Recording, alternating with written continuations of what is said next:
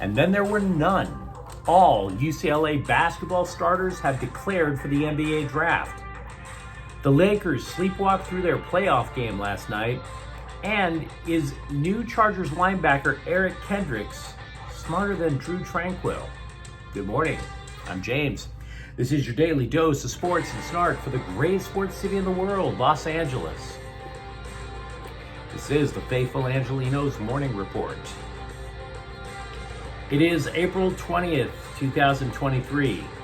April 20th. I know.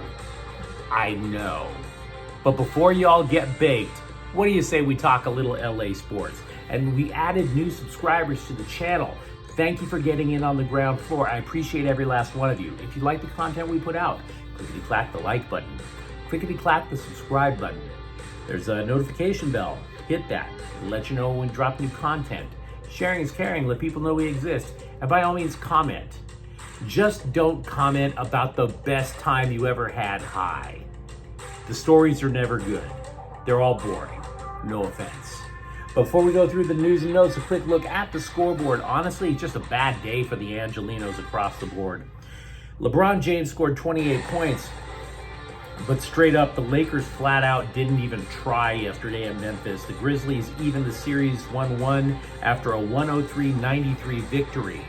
The Grizzlies were down multiple starters, including their best, Ja Morant. We're going to talk a little more about that in a moment. Game 3 is in LA on Saturday. Edmonton, they evened their series in the NHL Stanley Cup playoffs with the LA Kings with a 4-2 victory. The Game 3 will be Friday in LA. Gabriel Velarde returned, though, and he scored. So, little ray of sunshine in the midst of that gloom. Mets 5, Dodgers 3. The Dodgers bullpen just got straight up killed all over again. David Peralta homered for the boys in blue. Meanwhile, today, the Dodgers are over in Chicago to face the Cubs at 4:40. Michael Grove, he is 0-1 with an ERA of 9. He's going to be facing Jameson Taillon, a very singable name. He's 0-2 with a 4.50 ERA. And in Game 3 of the NBA playoffs, Phoenix is in LA to play the Clippers. That game's at 7:30. Before we start talking Laker basketball, I want to get this out of the way because honestly, long term, this is crazy. Adem Bona has declared for the NBA draft. All 5 UCLA basketball starters, all 5, declared for the NBA draft. 6 of them overall. So the 6th man is gone too. Now, I will grant you that virtually all of them can pull out of the NBA draft and return to school so long as they don't hire an agent and so long as they make that decision by June 1st. The only one who can't is David Singleton. Bona, along with the others who have decided, Jaime Jaquez Jr., Tiger Campbell, Jalen Clark, Amari Bailey, and now Bona. Now, Bailey and Bona, by the way, are really rolling the bones. Bailey and Bona are one and done. Now, Bailey's family said the guy's not coming back to UCLA. He's going to go for it no matter what. Bona, for his role, is a rim-protecting center who averaged 7.7 points per game with 5.3 rebounds and 1.7 blocks per game. He, not Bailey. Remember, at the start of the college basketball season, Bailey was the one who was getting all the press. Bailey was the one who was the can't-miss prospect.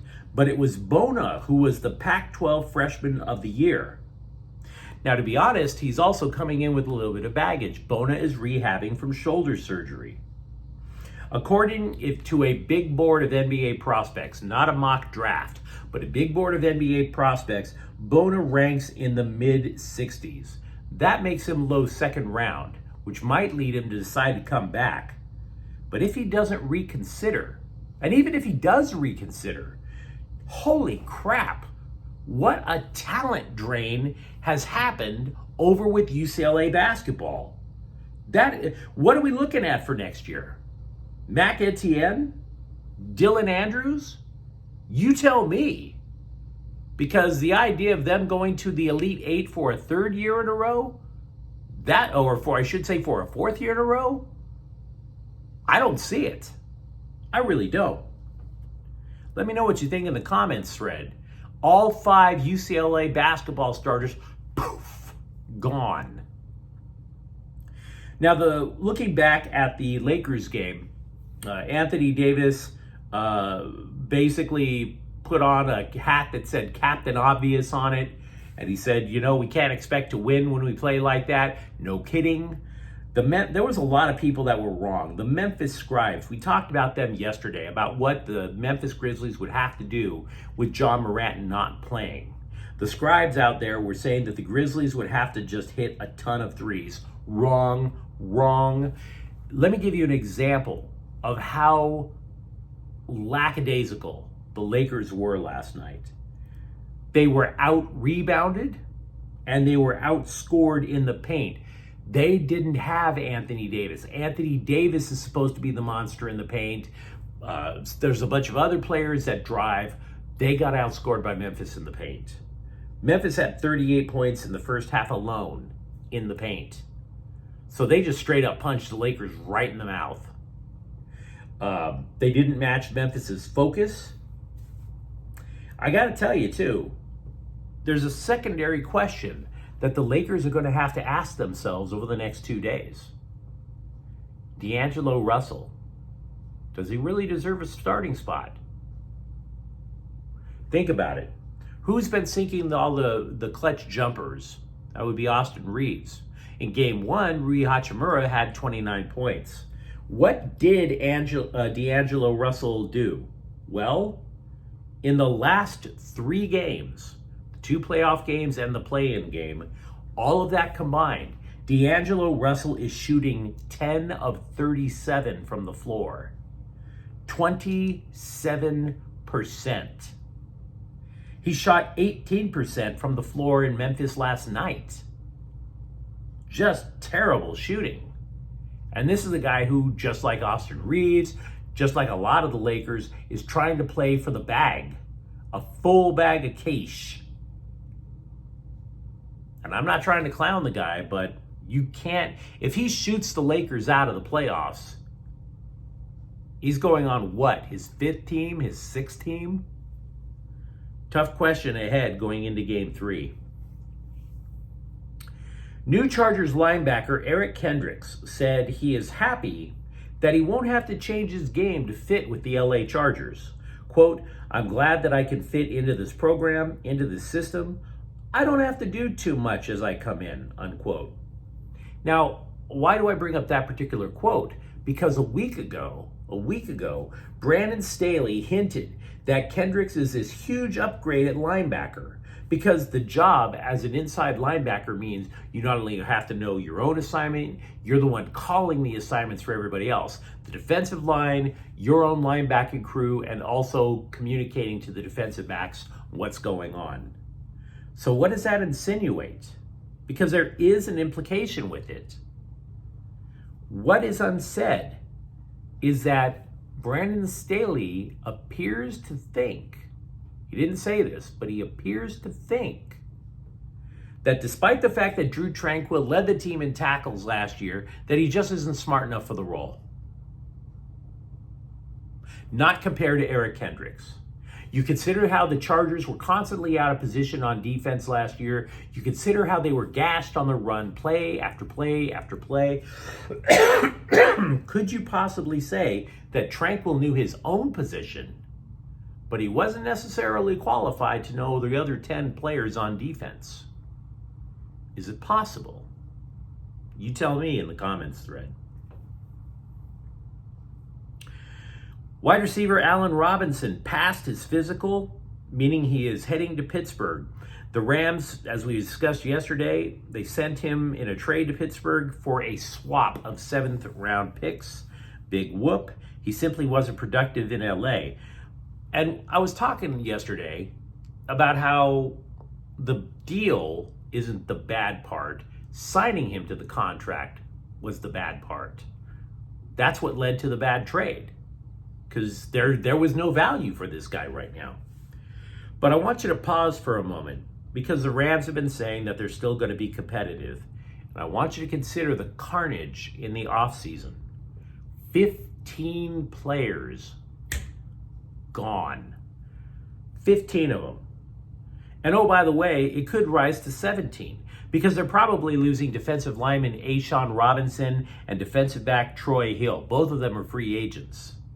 The players that they've added, one, a tight end, Hunter Long. He came over in the Jalen Ramsey trade.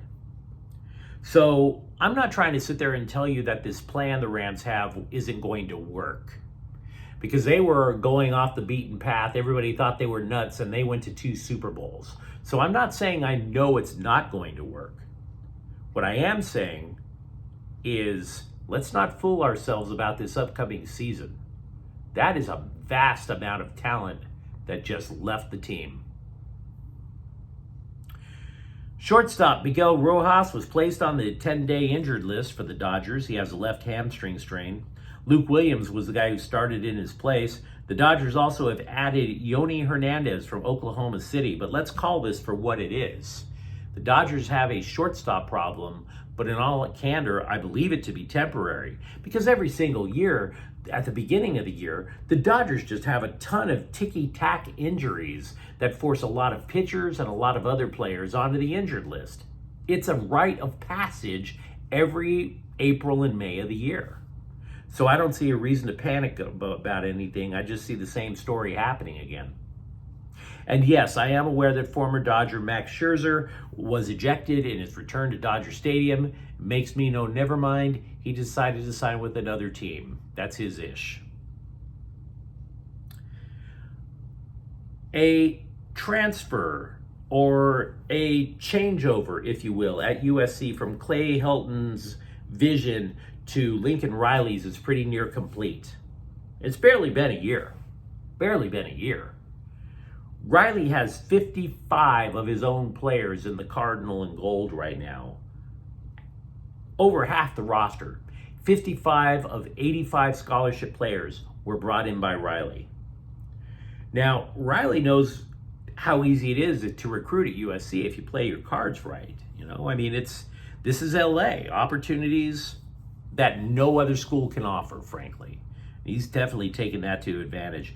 Last week, by the way, we were talking about UCLA football, how their skill positions are settling on offense.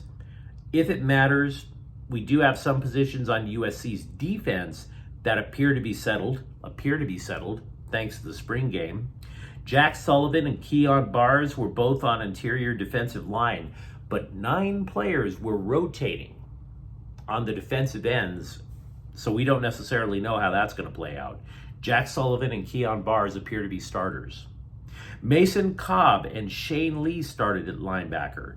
Now, Cobb appears to be just etched in stone. If there is a competition at linebacker this fall, it's probably going to be Shane Lee versus Eric Gentry. Gentry was injured during spring ball, didn't get a chance to play. And as for the defensive backfield, I honestly can't tell you a damn thing. I have no idea. Back to Cobb. The very first time I started this channel and would talk about USC football, and Riley came in, I was telling people USC is not technically back until someone claims the mantle of wearing number 55. That jersey is synonymous with elite linebacker play. You're talking Willie McGinnis, you're talking Junior Seau. Anybody who wore 55, that was a badge. You had to be the real deal. So the current coaching staff absolutely loves Mason Cobb, quote, born to play inside linebacker, unquote. Keep an eye on him, especially if he's wearing 55 this fall.